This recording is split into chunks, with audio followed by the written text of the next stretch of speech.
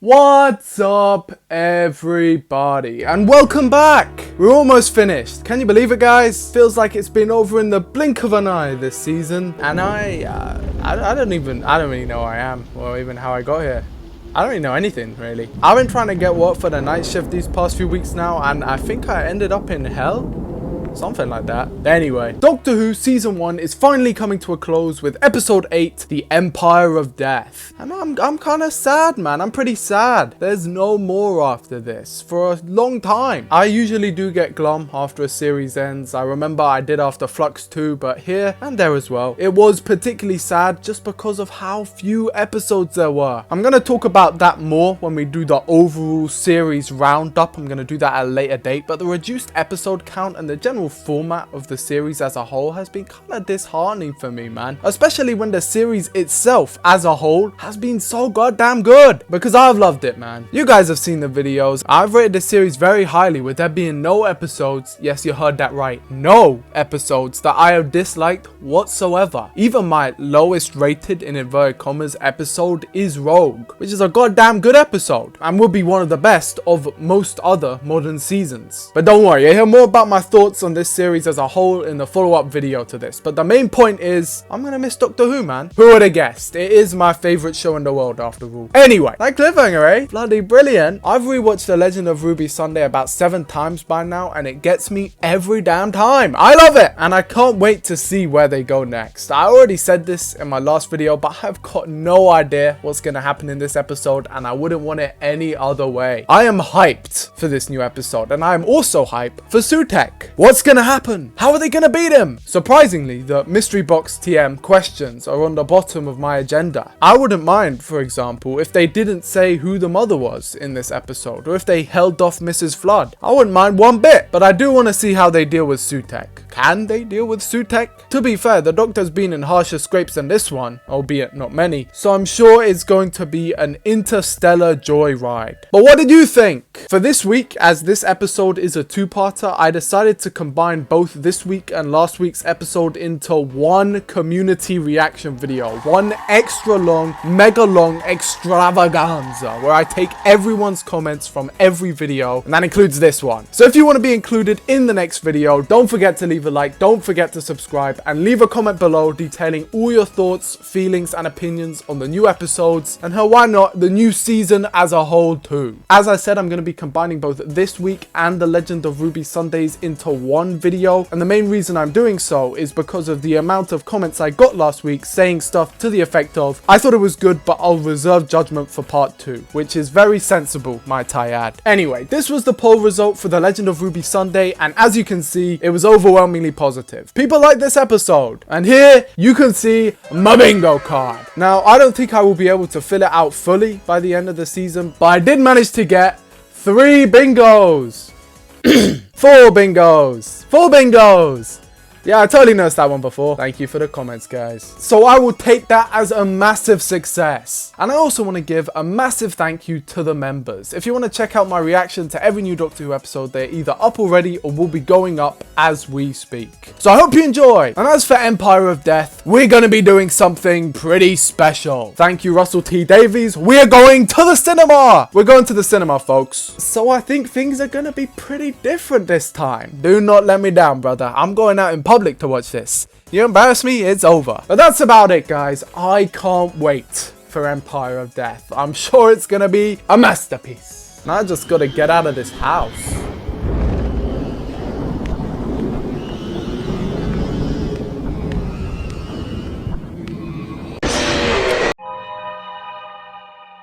Okay, initial review.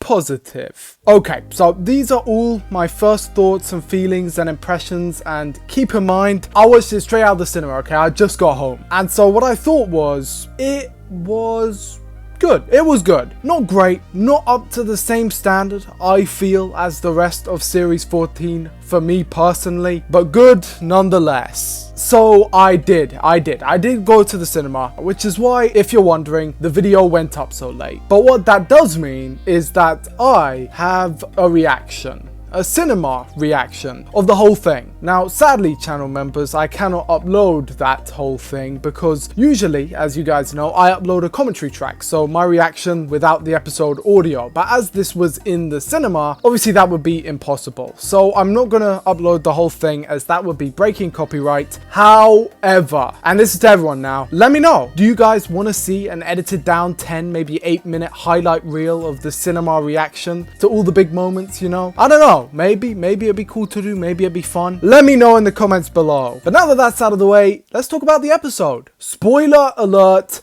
let's just jump into the ending. It blows. This kind of reminds me of the Return of the King Extended Edition. Not in terms of quality, but in the fact that it just does not end. It just keeps going and going. This episode has about 4 different places it could have ended, and the place that it chose to, with the Mrs. Flood speech, was by far the worst one. No offense guys, but that green screen was terrible. But it's not just that. I think the episode was good. Not perfect, but very good up until the exact moment that Ruby's mum was revealed. And after that, it unravels fast. It leaves a bad taste in your mouth, which is a shame because, as I said, the rest of the episode is good. But this twist is what I call an anti-twist. And sometimes these work, and I do see what they were going for here, and I think that maybe on rewatches, maybe it could work, I don't know. But right now, first impressions, I've got to be true to myself. Boring. Yawn. It's just not very entertaining, is it? Come on, man, it's a TV show. Considering they made a whole song and dance about the fact that there's always a twist at the end, literally, the fact that there is no twist, I mean, technically none of us saw it coming.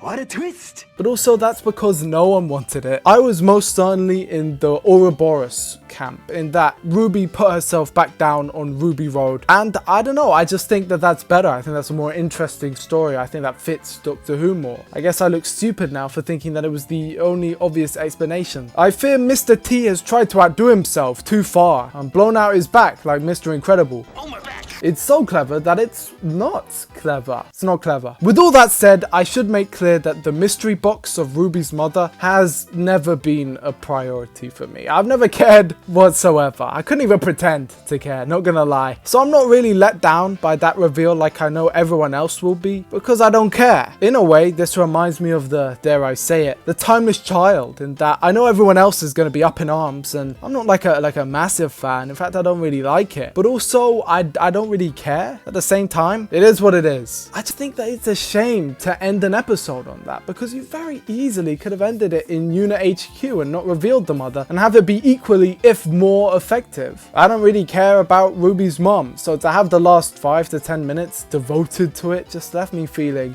bored. I was bored, which is definitely not what can be said about the rest of the episode up to that point, because I mean this seriously when I say that this is some of the tensest, most exciting capers in Doctor Who ever. The opening sequence is brilliantly effective. Previously is a little underwhelming, but we'll just skip over that. The dust coming in is awesome. The chase through London, everyone dying, all of it pitch perfect. The Vlinks dying, that was a shock. And then Unit 2. I think we all knew it was going to be undone, but we all knew Infinity War was going to be undone as well, and that was still effective. This episode really feels like Mr. T. Kirk, Davies, watched Flux and was like, well, I'll be having some of that. It feels like a more developed and well-conceived version of Survivors of the Flux. Now, you guys know I love Flux. I am the #1 Flux fan after all. Hashtag Fluxer. But even I can admit that the ending to that series is a bit lackluster. Still love it though. But Empire of Death feels like a rego, and it does much better. In a good way. It's crazy what not making a series during COVID can do, huh? I think this episode makes Flux better. I think that they both make each other better. It's cool, it's cool. So all of that is awesome. The Doctor confronts Sutekh, the memory TARDIS, and ooh, give me that sweet, sweet lore, baby. If it wasn't obvious enough, this is not a good jumping on point. In fact, it's a terrible jumping on point. Now that doesn't affect me because A, I don't care about jumping on points. They're basically a myth. But also B, I think that season 1 being a season 1 would be a total misstep anyway. I love all the continuity. In a 2024 environment where, let's be real here, there is no new audience, a series 14 is so much more needed than the series 1. So overall, when they start showing Pyramids of Mars on the screen, when they started the whole reference fest, all the planets, all the names, my dumbass sat there with a big ass grin on my face, loving every damn second of it. I'll live for that stuff, and it's handled very well. The memory TARDIS's hideous set is hidden as best as it can be. It's a tiny wardrobe cupboard. They did well to at least try and make it look nice. I appreciate how they tied in the Tales of the TARDIS new episode in there. They have a brief time skip to fit it in, and I love the sequence with the woman on the dead planet. In fact, that's the highlight of the episode for me. The emotion is high, the concept is simple, a perfect tragic scene that I love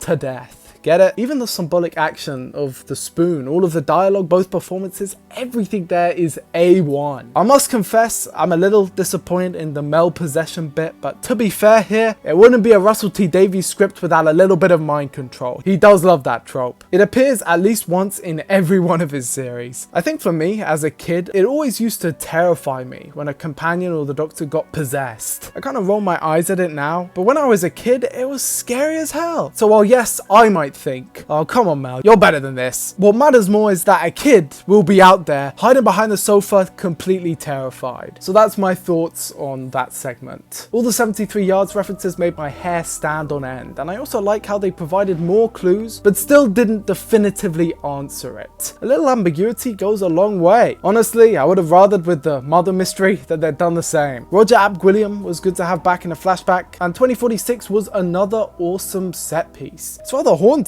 actually. It all climaxes back at the dusty old Unit HQ, with a cool standoff that then reuses the vocabulary of rope, one of my favorite lines from the Christmas special, and the Mavity gloves to chain Sutekh on a leash. Now I know some people won't like this, but for me this makes perfect sense. He's a dog, they put the dog on a leash. Makes perfect sense to me. We then take the TARDIS back with a whistle, and what an epic scene. The TARDIS coming back to the Doctor. Oh yeah, small moment I loved was the Doctor kissing the memory TARDIS. More of that please, I love it. But then the TARDIS dragging Sutekh through the vortex, and Sutekh then undoing his own gift of death, and life across time and space is restored. The Doctor then kills him for real, and the episode ends. Well, I mean, it should end. But then we end up where I started the video, with fake out after fake out, and I just go, but here's where I'm going to stop the tape or rewatch. It's not as bad as the ending to the giggle. It's just an epilogue that's way too long. Should have been cut for time. Release it as a short on YouTube or something. Why is it in the episode, man? It's not angering or anything, just mild. So mild. Uninteresting. Anticlimactic. Which, in a way, is the kind of worst thing that a Doctor Who episode can be. I say that, it's better than the ending to the giggle. This episode understands the character of the Doctor completely. The giggle, I don't even know what that was doing.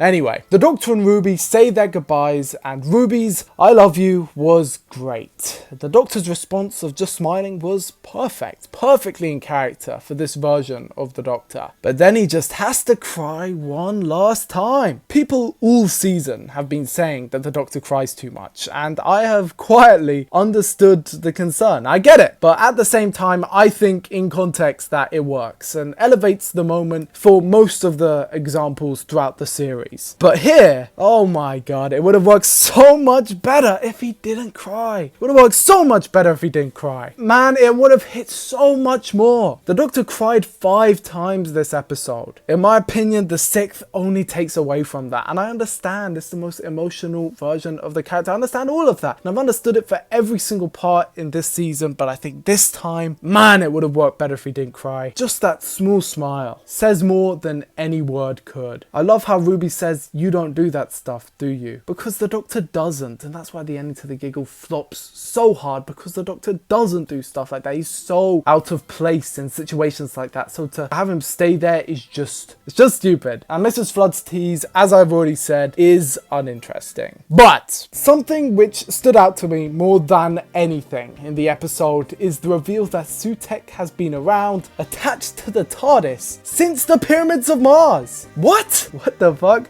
That is huge. That is a huge, massive... Okay, so new series alone, he was there with the Paradox Machine. They even used that shot of Utopia. He was there for the Doctor's wife. He was there for so many goddamn things. And what, we just didn't notice? The TARDIS only started groaning recently. Why wasn't it groaning the whole time? This reveal makes no sense. I mean, it's cool. Don't get me wrong, it's awesome and spine tingling and explains how Sutekh has transformed or evolved, as he puts it, into this monster, and that's all well and good. The imagery of Sutekh towering over the TARDIS is striking, but what? So what?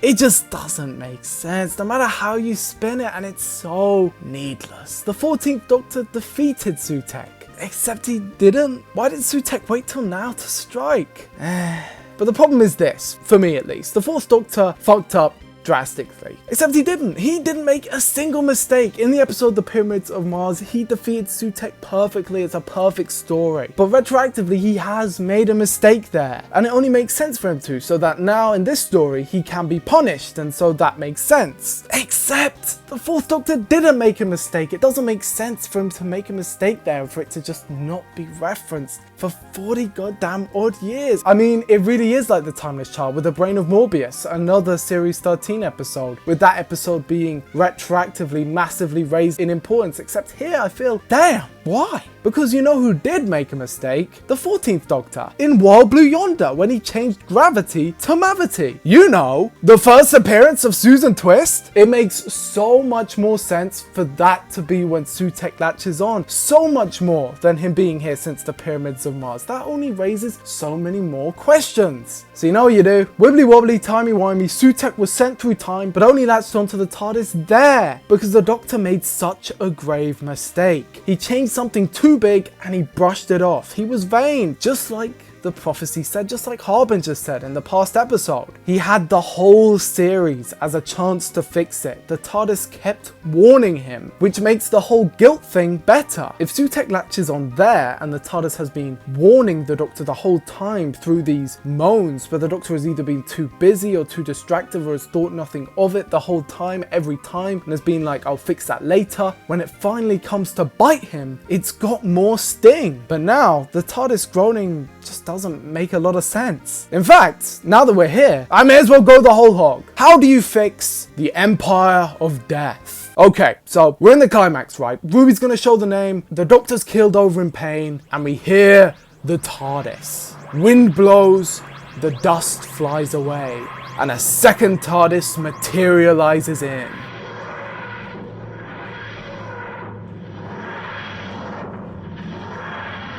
Everyone turns to look, and out comes the 14th Doctor. Come with me.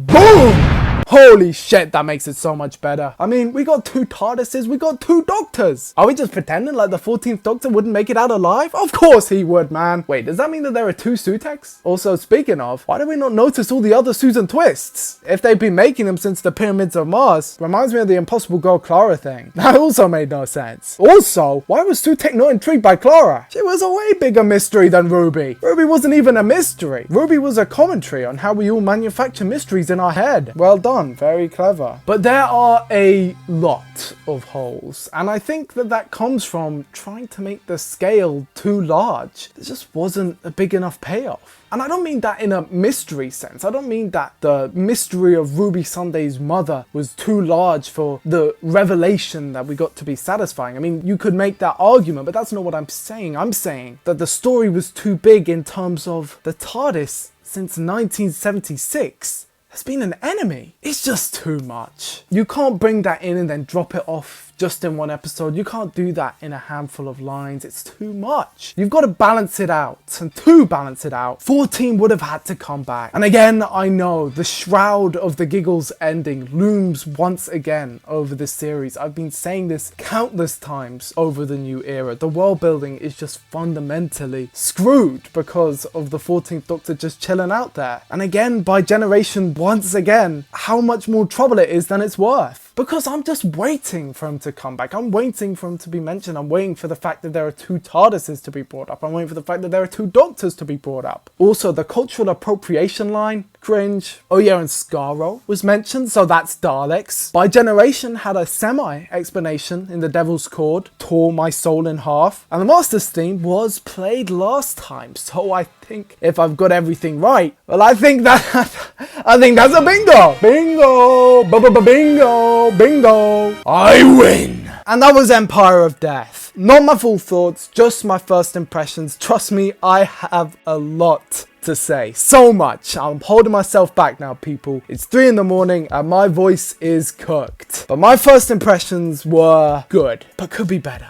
It's frustrating. It's a frustrating episode, guys. And as an initial grade, I will give it a solid 7 out of 10. But what did you guys think? Oh, I am sure that the comment section of this one is gonna be crazy. I understand both sides. And anyway, thanks for watching. I hope you enjoyed the video, and don't forget to leave a like and subscribe. And a massive thanks to the members. And a huge shout out to Kyle Reese. With all that said, I hope you enjoyed the video, and I will see you in the next one.